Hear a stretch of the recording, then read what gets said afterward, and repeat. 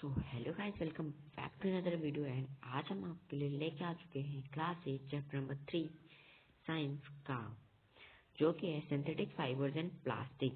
तो सबसे पहले हम देख लेते हैं the cloth which we wear are made of fabrics. Fabric are made from fibres obtain from natural और आर्टिफिशियल सोर्सेज। सो बेसिकली इस चैप्टर में हम यही पढ़ने वाले हैं। तो fibre are classified into two type. First was natural fiber and the second was synthetic or man-made fiber. तो natural fiber क्या होता है ना, the fiber which are obtained from nature is called natural fiber and fiber which are made by humans or man is called man-made fibers. What are synthetic fiber? Try to recall the uniform pattern found in a necklace of a beads joined with the help of a thread.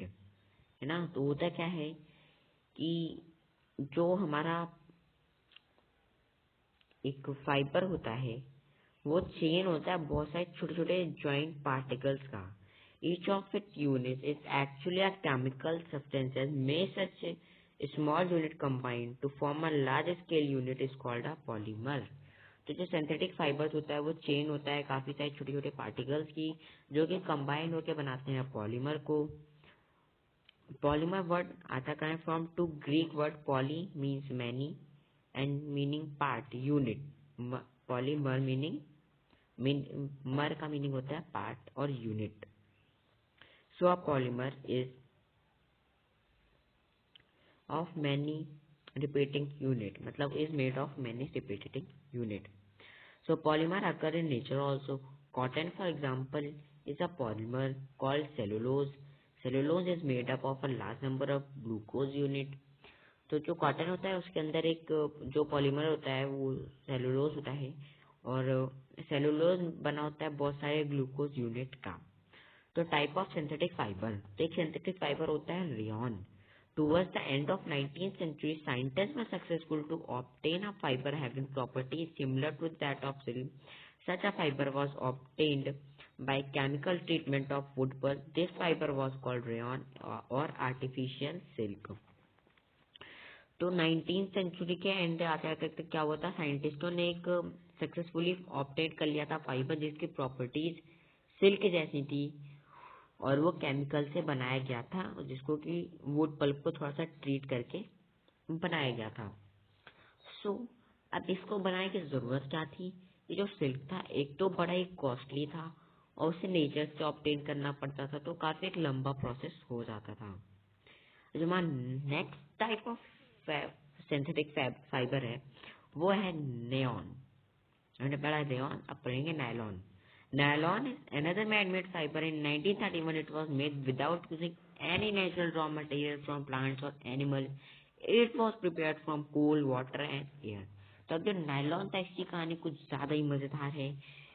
ये जो था ये बिना किसी natural raw material के use के बनाया गया था 1931 में, किससे, कोल, वाटर और एयर से। ये पहला फुल्ली सिंथेटिक फाइबर था। अब नायलॉन काफी ज्यादा स्ट्रॉन्ग होता है, इलास्टिक होता है और लाइट होता है। तो काफी सारे सामान को बनाने में यूज होता है, जैसे कि socks, ropes, tent, toothbrush, car की seats belt, sorry car seat belt, मतलब कार का जो सीट का बेल्ट होता है उसको बनाने के लिए यूज होता है। एंड उसके अलावा ये काफी ज्यादा मजबूत होता है। जो पैराशूट होते हैं वो भी नायलॉन के ही बनते हैं। जो रॉक क्लाइंबिंग के लिए रोप यूज करी जाती हैं वो भी नायलॉन की ही बनी हुई होती हैं। तो जो हमारे पास नेक्स्ट सिंथेटिक फैब्रिक आते हैं वो आता है पॉलिस्टर एंड एक्रेलिक। तो polyester is another synthetic fibre fabric made from this fibre does not gate wrinkled easily. It remain crispy and easy to wash. तो ये सी कुछ प्रॉपर्टी थी कि व्रिंकल्ड नहीं होता, जल्दी से क्रिस्पी रहता है और बड़ा ही इजी होता है इसको वॉश करने में। PET यानी कि पेट, ये काफी इम्पोर्टेंट है। पॉलीथिलीन टेरापेथलाइट,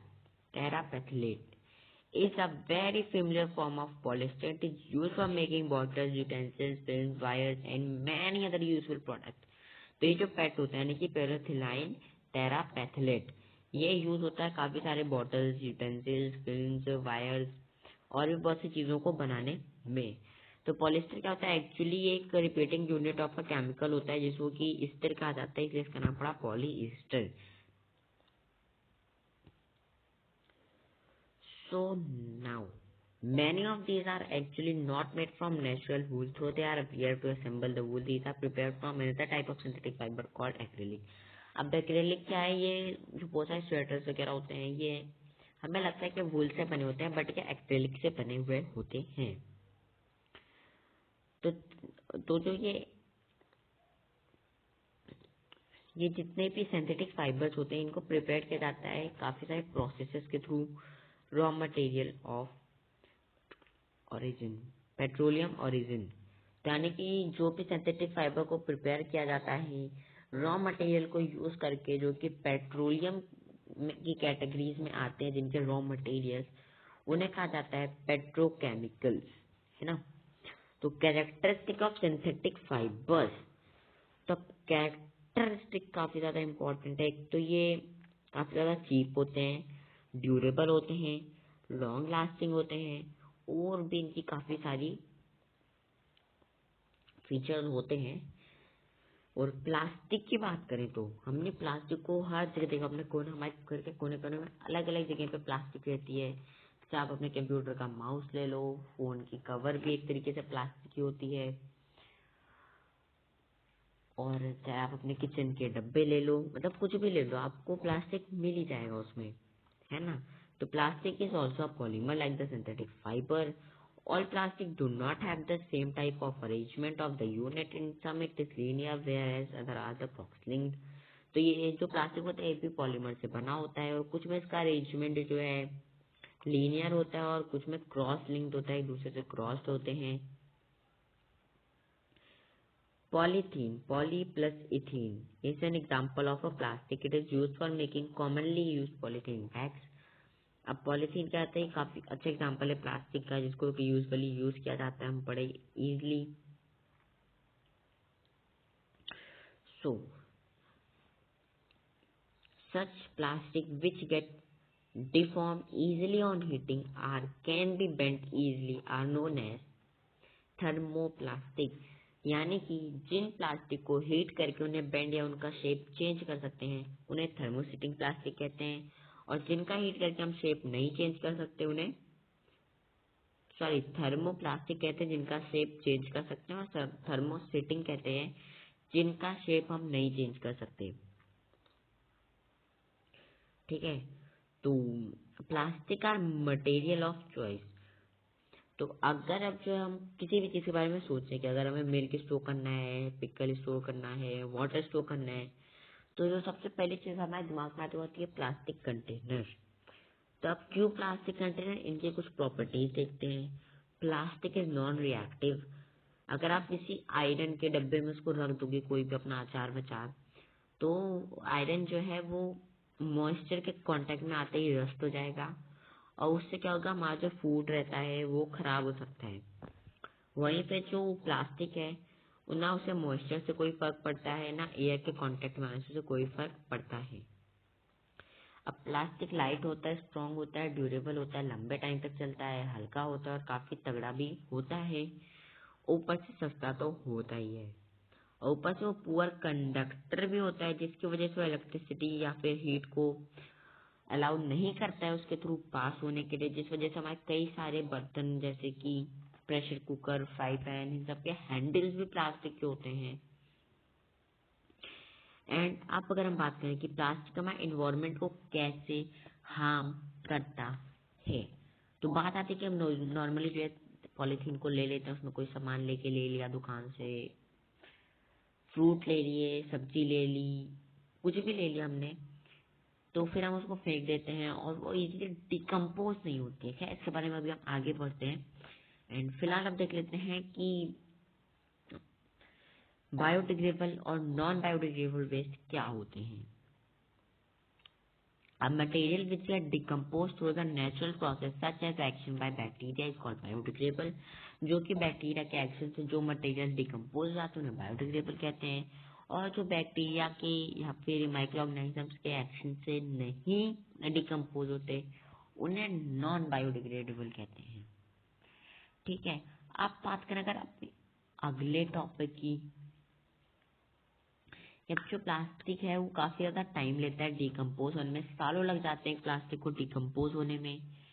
ठीक है, और उसके अलावा अगर हम उसको जला देते हैं तब भी वो प्रॉपरली नहीं जलता और कुछ हार्मफुल गैसेस को एनवायरनमेंट में हमारी छोड़ देता है। और जब हम इसको किसी गार्बेज डंप में डाल देते हैं तो एनिमल इसको खा लेते हैं, तो उनका जो मतलब रेस्पिरेटरी सिस्टम होता है उसको वो ब्लॉक कर देता है, या फिर जब वो सीवर लाइन में चले जाते हैं तो सीवर लाइन को ब्लॉक कर देते हैं। और किससे तो कई बार जानवरों की डेथ भी हो जाती है, और अगर सीवर लाइन ब्लॉक हो जाती है तो काफी ज्यादा बुरी सिचुएशन हो जाती है सिटी में, है ना। तो एज अ रिस्पॉन्सिबल सिटीजन हमें 5R का जो प्रिंसिपल है यानी कि reduce, reuse, recycle, recover and refuse को, इसकी हैबिट को डेवलप करना काफी ज्यादा इन्वायरमेंट फ्रेंडली होगा एंड ये हमारे लिए काफी अच्छी बात होगी। तो यही था क्लास है साइंस का चैप्टर नंबर 3। अगर आपका वीडियो अच्छा लगा हो तो लाइक कर देना, चैनल को सब्सक्राइब कर देना ऐसे ही इंटरेस्टिंग साइंस के चैप्टर्स के वीडियो पाने के लिए। और उसी के साथ साथ अगर आपको नहीं पता तो क्लास 8 की जियोग्राफी की सीरीज भी स्टार्ट होने वाली है आपसे हमारे चैनल पे, तो आप जाके उसे भी देख सकते हैं।